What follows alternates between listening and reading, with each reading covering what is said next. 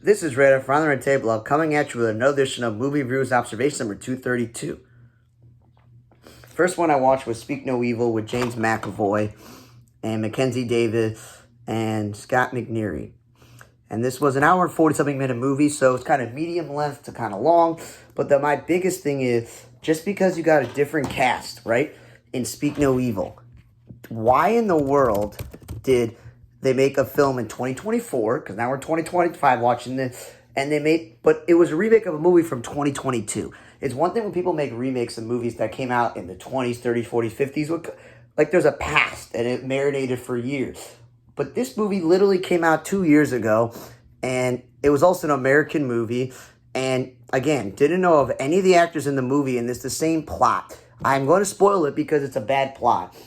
It's all about the fact that this boy can't speak because his tongue was cut out, but the parents tell you he has some sort of issue with the tongue being smaller or some issue where he can't speak, and that's why their son doesn't speak.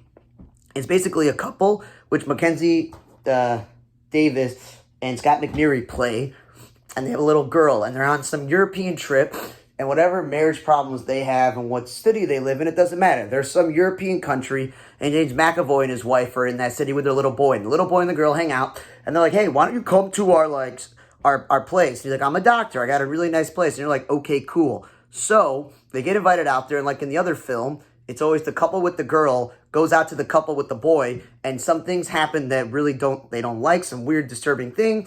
And the wife goes, I don't want to be here. So she gets the husband to get up in the middle of the night to take their daughter, and they pack everything up. And in both movies, the little girl forgets a toy, a stuffed animal, and they freak out. And either it's in the car or it's in the house. And they got to explain the awkward situation of why they left in the middle of the night. And then somehow the couple with the boy says, nah, it's fine, you can stay. You know, McAvoy's like, it's fine, you can stay. And then some more weird stuff happening. In the first one, the parents of the girl both end up dead when they find out the truth, and they steal the little girl. In this one, there's a little bit more leeway. There's an extra person involved in the fighting that's helping McAvoy, and they find out that this kid was taken, obviously, from another parent that cut out the tongue so he wouldn't speak. And in this one, Mackenzie Davis and her husband and their daughter somehow survive, and they make it out and they save the boy. That's the only difference, is the actors people heard of, and the outcome is slightly different. So I don't understand why they remade a movie that was terrible to begin with in the first place, and it only came out like 2 years beforehand. Then I watched the movie Bricklayer with Aaron Eckhart and Neva Dobrev, where some secrets are deadly. And I will say this again, an hour 49 minutes with credit. So again, medium length, not too long. The whole point of this movie is that Aaron Eckhart, and in this movie I will tell you this, they got two really famous character actors who have been in so many wide range of movies, from westerns to sci-fi to dramas, etc. Tim Blake Nelson, who's the head of the CIA, and Clifton Collins Jr., who's playing the rogue CIA agent. So the point of this movie is Aaron Eckhart is this really highly decorated CIA agent whose first career was a bricklayer, and then, of course, that's what he does now in retirement. He had some sort of controversy in the country that they're going to, which I won't spoil, and he's the only one that could track down the rogue CIA agent, Clifton Collins Jr., because they were friends, they were close. There's more details on his relationship with Clifton Collins' family. You'll watch in the movie, you know, with the CIA, it was just, you know, it says here on the back is that there's some conspiracy, because foreign journalists are being killed, international secrets can be exposed, and we don't want the other countries to know we got agents. So the movie is we bring him out of retirement, get a young, you know, untrained field officer, Neva Dobrev, no offense, she's not realistic in this movie, and they go looking out, and he's like, you can't trust anybody, you can't even trust, you know, the head of the CIA, which is Tim Blake Nelson. And there's so many times where he's been shot, stabbed, beat up, hit by a car, multiple explosions. He probably should have died. But also, there were 3 times the movie should have ended that I was like, okay, why didn't the movie end? And you got to throw in the whole, his girlfriend is running the operations in that country, and they have to resolve the thing with her. Yeah, I'm going to tell you this, like, it went a little bit too long, and it was kind of cheesy, and he should have died many times. It wasn't a terrible movie, it just was, Then I watched Dream Scenario, which I'll tell you is probably the best movie I watched this week. It says, Meet the Man of Your Dreams. And, you know, at this point, Nicolas Cage isn't a young guy in those, like, action movies or science fiction or, you know, save the world type of movies. You know, he was in that Five Nights at Freddy's, and he's been in some odd movies recently. But him playing a middle-aged, bald professor, you know, who's married with kids and struggling to connect to his kid. And he's a college professor. The whole movie is basically a bunch of strangers, including his college students, tell him they're having dreams about him. And he's doing nothing in the dreams. But of course, then the nightmares, they become nightmares. That's what the scripture said. I'm not trying to spoil it. Went from dreams to nightmares, and his whole entire life and the new stardom of being in everyone's dreams and becoming famous and being on social media and all this other stuff and, influencing things. And obviously, all of this comes to screw up his whole life. And it's a funny ride to see how Nicolas Cage can handle all the weirdness in the movie. And you got Tim Meadows in this movie, Julianne Nicholson, Michael Cera's in this movie, Dylan Baker.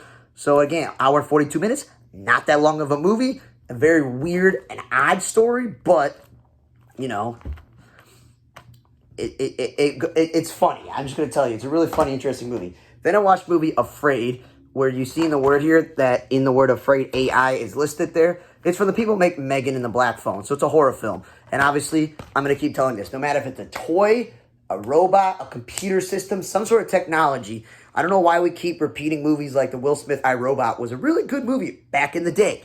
That you can't trust the advancement of technology and AI, and it's come back to haunt you. They've done this so many times. And again, this movie does not have to be that long. And it was a good thing. It was an hour and 20-something minutes. It was very short. Basically, John Cho works for a company. His boss tells him to go meet with this client. This client has this AI system where they put like the cameras and the microphones and everything in the house, and they learn about your family. And it's not like a smart house, but it's a smart technology, more complicated than Alexa with AI and everything. And then, his family does a test drive, and it says, and there's some consequences. They're like, uh-oh, what's going on here? And it's like every other movie. They took over control, becomes too much. They try to get rid of it. It comes back to haunt them, and it screws up their lives and everything. People are dying. And in this movie, of course, the guy running the company was David Damashian, and his boss was Keith Carradine, but he's usually playing oddball people, Damashian, so I found that to be interesting. And the movie doesn't even end like, oh, it's over with. Nope. They have to listen to the AI or bad things will happen to them because the original couple in the movie, their daughter went missing. So, it's not a great movie. It's been there, done that. The positive, it was short. Then I watched The Boys in a Boat, which is about 2 hours and 50-something minutes, that starred Joel Edgerton as the coach, Callum Turner as the main player, and the guy from Ordinary Joe was one of the coaches, and some of the other coaches I've seen before. And yeah, it was based on a true story, based off a book, best-selling book that was directed by George Clooney. The University of Washington rowing team won the gold medal in 1936 in Berlin. It's a true story of underdogs, the height of Great Depression, and taking on the Nazis. And it was just a very good, well-produced movie. When they make biopics, movies based off true stories, I think sometimes will probably infringe the truth. But if their source material is a book, that's not bad. It's like the typical underdog story where the JV team, which is the most incredible part about this, the JV team starts winning competitions, and they're doing really well, and they compete for gold. And then instead of having the regular varsity team, they're like, nah, we're going to take the JV team, which is controversial with the boosters and everyone. No one believes they're going to lose your job. And they proved it, that they can be not just the best team in the United States, but they could be the best team in the whole entire world. And they go a bit of showing Jesse Owens, I think, the fastest man alive and things like that. So overall, well put together. Typically, those biopics, are historical movies, are almost 2 hours. The only thing I was surprised is they didn't have, where all these guys ended up being, who played who, if you were confused, because there was a lot of moving parts on this team, and I don't understand rowing, so there's, different people doing different parts, what the coach went up doing, because then there's moments of him as an old person, and, it would be like to know some of the historical features going on at the end of biopics and movies. But overall, I think Dream Scenario was the best movie because I enjoyed it. It was very funny. Boys in the Boat was educational. It was just a very good movie, and you get me as a sucker for any sports-related movies, even though rowing, again, is Olympic sport, it's collegiate sport. It's not a major sport or major team sport that I'm familiar with as a sports fanatic. So it still gets me on the sports aspect, and The Bricklayer wasn't terrible. It's only really that the movie Afraid, it's been there, done that, and Speak No Evil was literally done 2 years prior, that overall, these 5 movies, I don't think any of them were so terrible, and just 2 probably shouldn't have been made. So thanks again for listening to another edition of Movie Reviews and Observations, number 232, from the Red Table Blog. I'm Radar. See you guys next time.